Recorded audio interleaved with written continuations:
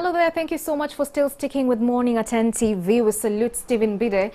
Thanks to him, we know how the roads look like. Of course, we'll be linking to him later on. Of course, to get just to know what other roads as well look like within the city. Now, in our Kickstarter conversation this morning, being a Friday, we want to talk of this special group of people who, without them, life for us wouldn't be as easy. And we're talking about the market women who sell to us fruits, vegetables, and different, home and foodstuffs. Yes? What about them? We've all seen how they work, their conditions, and everything is quite deplorable. So the conversation today will be focusing on just that, how their working spaces and their welfare can be improved. And so in studios this morning, we are joined by someone special. Yes, we are joined by someone absolutely special, the Executive Director for the Institute of Social Transformation, that is Rita Atukwase. Thank you for joining us. You're welcome. Thank you so much. Thank you. Now, first things first, talk to us about some of the challenges women in informal business are grappling with at the moment, and what is the response of KCCA? Of course, the issue is by stereotype. If they say you are informal, they want to think you're uneducated, you deserve to live in a filthy environment, you do not have ideas, possibly you shouldn't be involved in decision-making processes. But I would want to use the specific example of the women in markets, where each Ugandan really, in a week, they will not miss to go there. Yeah. And we all see it. Actually, I may not have much to say, maybe to other people who might not have visited the market. But most commonly, Ugandans, men and women, do go to the market. What challenges they face? I mean, it's a filthy environment. Sanitation is very poor. They have no daycare centers for their children. They pay multiple dues. They are not listened to, and they are not involved in development processes, more or less in the decisions that affect their lives in terms of the macro and the micro. Right. And thirdly, their voice needs to be listened to.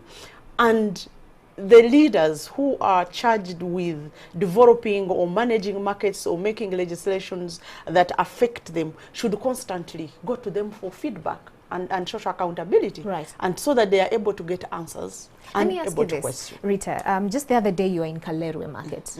Kalerwe Market is critical, especially with regards to the triangle between KCCA at times and the traders there, especially the street vendors. Because, Kalerwe, especially that roundabout, traffic is crazy, for lack of better word. And a majority of them, especially the KCCA bosses, of course, Engineer Chitaka was saying that, hey, if we can do away with the street vendors and ensure that every trader or vendor is actually within the space allocated for marketing, then that will ultimately and in a huge way actually ease off traffic congestion within that spot.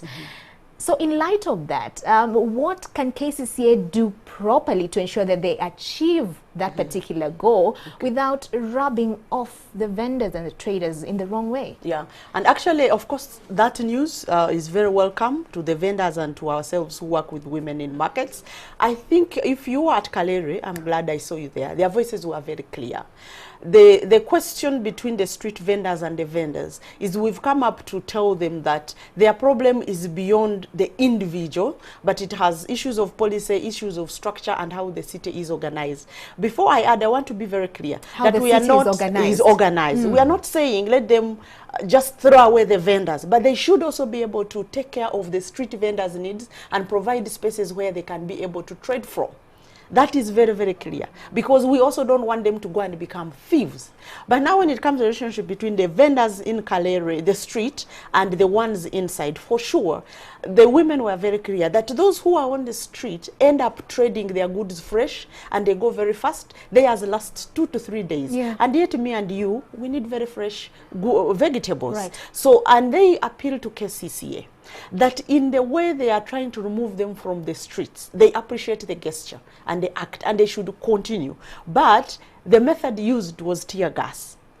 and which eventually affected the women who work in the markets, their children, everyone running around, and some people got a few injuries. But Mr. Atukwase, we Yes. know that this is not the first time that these wrangles are there. KCCA came out to say that, but when we are soft on them, they never listen. So what option is there Who for brings them? the vendors in the first place? The market Bivamuntuyo and Freedom Market have managed to, even before KCCA intervened, to keep the vendors on the streets. So the vendors are not there because KCCA can't use soft means, no, because there is politics around it. You heard they were talking of a particular man called, is it Scoba? I've never met him. And they were saying the way he acts to harass and insist and collect taxes from the vendors was one of the factors. And they were asking the director, who exactly is he here for? On whose behalf? Right. So the issue is not KCC being soft, but the powers that are behind the street vendors. And I think KCCA knows. Okay. Yeah. Now, of late, women in the informal business have also been concerned about the deteriorating security situation in the country. Too many muggings, kidnappings, murders everywhere. Do you think enough is being done to safeguard women in this country? No, enough is not being done to safeguard women in this country, including me and her. Because you see, as long as you do not prosecute and complete and fully hold the perpetrators accountable, people think it's every day. You know what happens when a murder happens? You remember the Entebbe murders? We never got solutions or to know who exactly was responsible for those murders. So what happens to police? They become proactive, and then when another murder happens, then they lie down, and when the Ugandans will stop talking, they let it, you know, die stealthily, as if things are okay. But they should be able to complete the process of justice. Hold them accountable, prosecute them, and finally pass a sentence so that we can know so-and-so was responsible. But the more you don't do that, people take it that you will get away with it. But also the questions of the mechanisms they use to investigate. I think the government has invested lots in security, but we don't see that translated to the police. For instance, improved mechanisms to take fingerprints, to be able to do all these investigations. Forensic technology. Yeah, forensic technology. It would be more helpful. They are just attempting, they are trying, but they need to do more because one life lost is very important. You do not know what that person was going to become. And when it comes to the women in the markets, they were very clear on their demands, especially with Kalere, that the police should stop patrolling on the main road. If you look at Kalere, they want them to go deep to Waise, come back up to Mulago, where the paths and the ways they used to come to the market at 3, 4, 5 a.m. so that they are more secure, because patrolling the main road, you're doing it for those who are in vehicles, not for them who are inside the market trying to get goods to their stores. So they appeal to the OC to be able to do that. But I think countrywide, where all markets are and where we all live, if you come on the road at 4:35, people are moving away from their homes to take taxis. So we should be able to feel protected and not threatened to go to work or do business at such Rita, times. you've made it pretty clear that police isn't doing enough.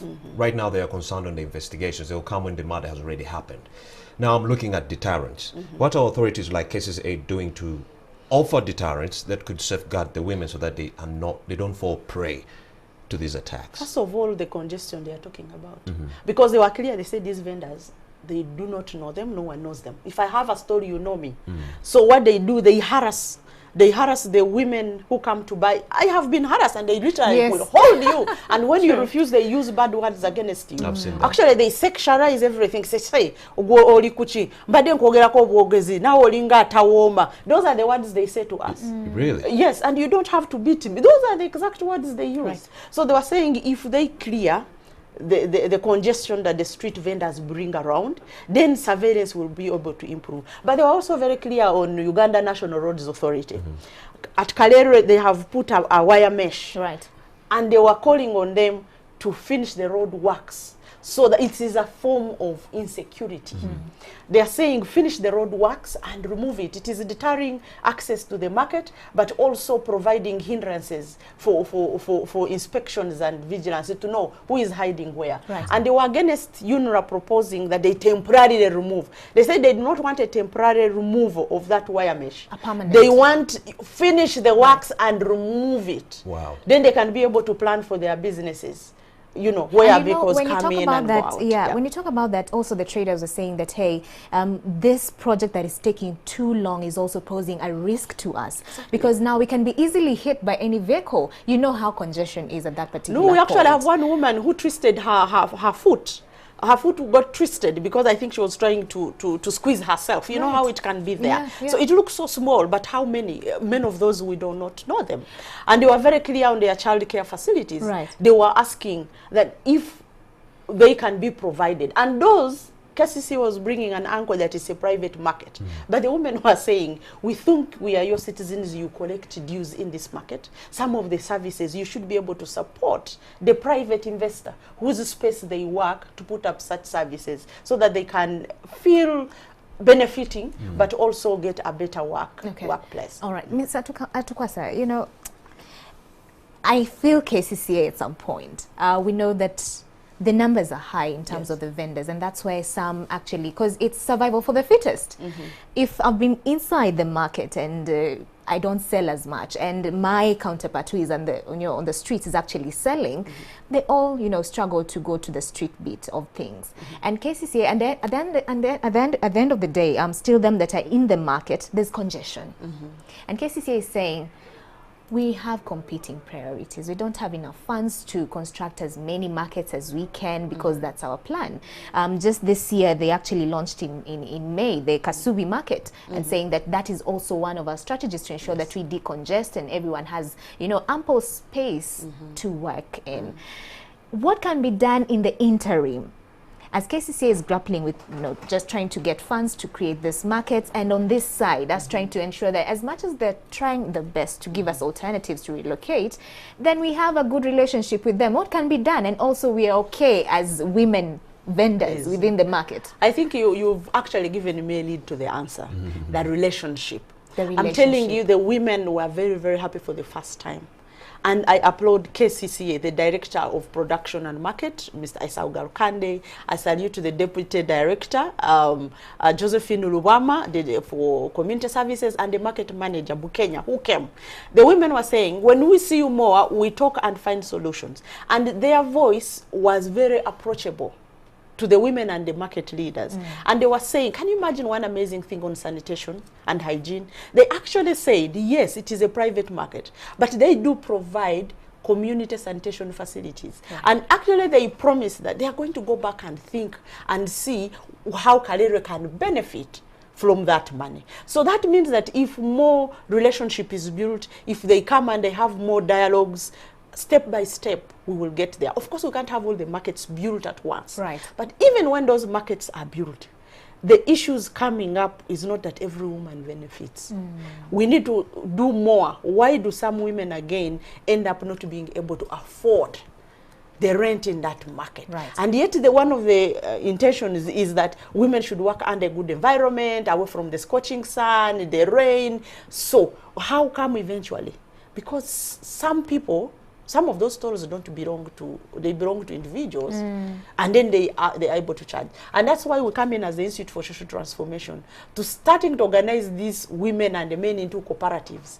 Who knows, at some point, why is it difficult for government to say, we can tender that market to the vendors? You know what has been happening with Nakasero, you know, with all these markets, that the vendors take charge so that they are able to determine the fees that are very affordable to them. So then we shall see that development. So what you're saying, the ultimate solution is dialogue. Number two, the structures have to be open, and it needs to be a joint kind of conversation. Don't impose these things on them. No. Let it be a joint because you do not know. effort. You so what I think is a solution. If you want to give me a solution, you do not know how I feel about it, and the problem is mine. When you have a problem, you know it best where it hurts. Correct. So you are it's better to be the source of the solution. So they need to involve them. And then maybe finally to say the laws. The 1942 Act, for sure.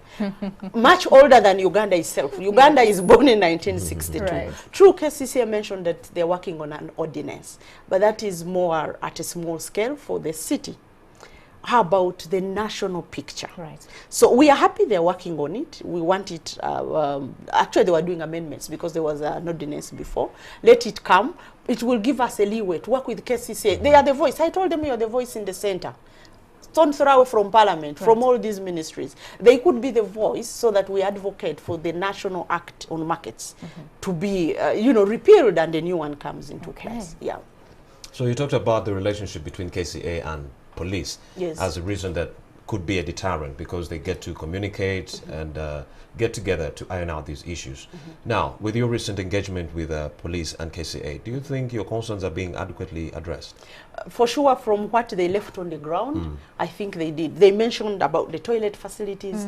They highlighted on the a daycare center for children at Kalere. They said they were willing to look out for partnerships that could help us to do that. They highlighted very well on the street vendors and committed that they will look through better ways to deal with them. The law enforcement, actually the director said that he recognizes that KCCA needs to train its own people. Because the women are saying they harass them, they are so harsh on them, the way they handle them badly. So the director said he realizes and recognizes and is going to act on it for the law enforcement officers to be more trained on how they need to do this work without, putting out that high-handedness. So I think if we get more of those conversations going, not only Kalere, but all markets, for them to be heard, for their issues to be taken and concerned, and for them to be sources of solutions. So still on the issue of KCCA, how well equipped is KCCA to handle the issue of sexual harassment? Now, what is happening, I think in their programs they didn't have these issues, but I'm happy UN Women has supported Kampala Capital City Authority, and I think the Institute for Social Transformation, which shall also come or be of great help to the Spotlight project to improve safety of women in the city. So definitely all market spaces are mapped very clearly, as spaces that will be targeted, and the men will be involved, and the leaders will, but also the general public. Because the market is our space. You don't have a store, but I go to the market now and again, not only to do the work of the Institute for Social Transformation, but to buy food. Correct. And it's good that you also go there to buy food. And one of the other key issues as we wrap this up is solid and waste management. There's no structure completely. And yet this is where we're buying vegetables. Vegetables, the doctors are telling us you're not supposed to cook, but eat raw. And at the same time, you'll see you're actually getting a stall here, and the heap and pile of dirt is just next, and these are vegetables. In terms of solid and waste management, how can the two bodies actually cooperate to make sure that the markets are clean? Because at the end of the day, KCCA can say that, hey, we try our best to clean, but it's the same vendors who are littering anywhere. So what can be done? That's very true. And actually, it usually amazes me. I live along that road, Gayaza Road, and for sure, I've seen ministers. I don't want to name them. Physically, not their drivers. Stepping out. Going to shop. I have seen. I know very, very cabinet minister 3 I have seen. And what puzzles me is when they go there, what do they think? And this issue is not about KCCA alone, but I think every Ugandan and ministries especially, because they could have more bigger budgets. But come to the issue, what is being done on the as the Institute for Social Transformation, we are doing our part in the markets where we are. But this means that KCCA needs to have a bigger program to educate the people. You assume people know, but sometimes they don't know. But also provide enough bins where they can put. Well, Ms. Rita, you've exhausted what the Institute for Social Transformation is doing to help the women. Now, what would you like authorities to do for these women? Authorities for KCCA in a nutshell. Let them do work on the law, and they should work with the women so that we repeal the Market Act and the progressive law is put in place. Provide daycare centers for children. We need to improve sanitation. Let them have enough toilet facilities. Clean for men, for women. Now they share with good lighting. Nakawa have some toilets, but there's no lighting and water. They can't wash their hands, and you know what that means. Let KCCA use more appropriate means to collect tax, but also the dues are too many. You can't pay for toilet, you pay for garbage, you pay for security.